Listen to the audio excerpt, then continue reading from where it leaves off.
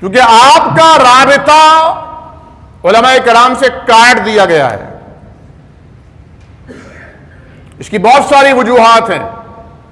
ایک وجہ تو یہ ہے کہ مہنگائی بڑھی، اخراجات بڑھے، شہر میں رہنے والے مولوی صاحب کی بھی اخراجات بڑھ گئے، اور جب اخراجات بڑھے اور آمدنی ان کی کم تھی، 15,000 روپے میں جب ان کا گزارا نہیں ہوا تو انہوں نے پھر کسی اسکول میں جاب کی، کسی کالج میں جاب کی، وہ کالج یونیورسٹی کے ہو گئے، تو اب صرف وہ جمعے کی حد تک آپ کے رابطے میں آ سکتے ہیں۔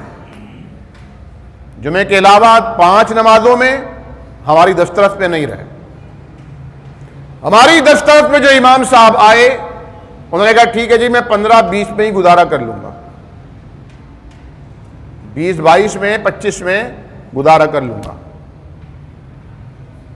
لیکن وہ سادہ امام صاحب ہیں، آپ ان سے کوئی مسئلہ پوچھیں، کوئی ڈسکس کریں تو خطرہ ہے اس بات کا کہیں وہی خدا نہ خواستہ انہی کا ذہن نہ بدل جائے، کسی اور رخ پہ نہ چلے جائیں وہ۔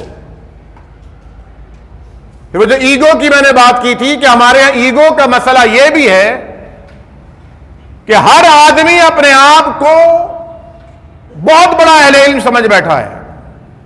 یہ کیفیت ختم ہو گئی کہ بھائی میں طالب علم ہوں۔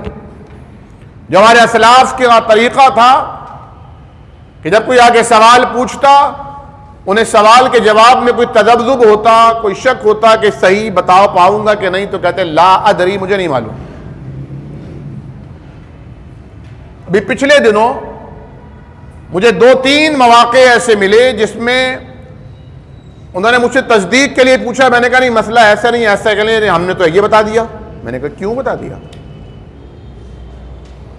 دین کے معاملات میں جب آپ کے پاس کوئی سند نہیں، آپ کے پاس کوئی علم نہیں، اس میں آپ کو رسوخ نہیں، وہ معاملات مسائل بار بار آپ کے پاس آتے نہیں کہ آپ کو یاد دہانی ہوتی رہے، تو آپ نے کیوں بتا دیا؟ آپ ان کو بتائیں اصل مسئلہ کیا ہے۔ ایک دفعہ ایک صاحب نے مجھ سے مسئلہ پوچھا کہ آپ پاکستان سے باہر تھے، تو میں نے کہا کہ مجھے اس میں انشراح صدر نہیں ہے، آپ مجھے 3-4 دن دیں، میں اپنے اساتذہ سے معلومات کروں، کچھ کتابوں میں مراجعات کروں، پھر بتاؤں گا۔ تو انہوں نے کہا آپ بہانہ تلاش کر رہے ہیں، ورنہ آپ اتنے بڑے عالم، آپ کو پتہ نہیں؟ میں نے کہا میں اتنا بڑا تو ہوں نہیں جتنا آپ سمجھ رہے ہیں، مجھے معلوم ہے کہ میری کیا کیپیسٹی ہے۔ میں نے کہا کہ نہیں، میں حقیقت کہہ رہا ہوں کہ مجھے نہیں معلوم۔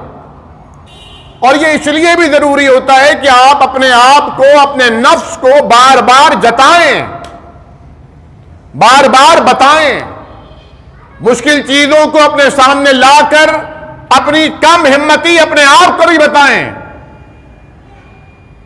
تاکہ آپ میں کبر نہ آئے، آپ میں تکبر نہ آئے، آپ میں غرور نہ آئے۔ ورنہ انسان کی ساری نیکیاں ضائع ہو جائیں گی اگر اس میں کبر اور غرور آ گیا، تکبر آ گیا، کچھ باقی نہیں بچے گا۔ امام حسن بصری رحمۃ اللہ علیہ کے بیٹے نے باپ کے ساتھ اٹھے، رات کے آخری پہر سخت سردی کے عالم میں وضو کیا، تہجد کی نیت باندھی، نماز پڑھنے کھڑے ہوئے تو کسی نے کہا، بیٹے نے کہا ابا جان یہ کتنے ناسمجھ لوگ ہیں، اپنے وقت کو ضائع کر رہے ہیں، سو رہے ہیں پڑے ہوئے، ان کو چاہیے تھا تہجد میں اٹھ کر 2-4 رکعت پڑھ لیتے۔ تو باپ نے کہا بیٹا یہ ہم سے زیادہ عقل مند ہیں، کم از کم نیند تو پوری کر رہے ہیں، کسی کی غیبت تو نہیں کر رہے۔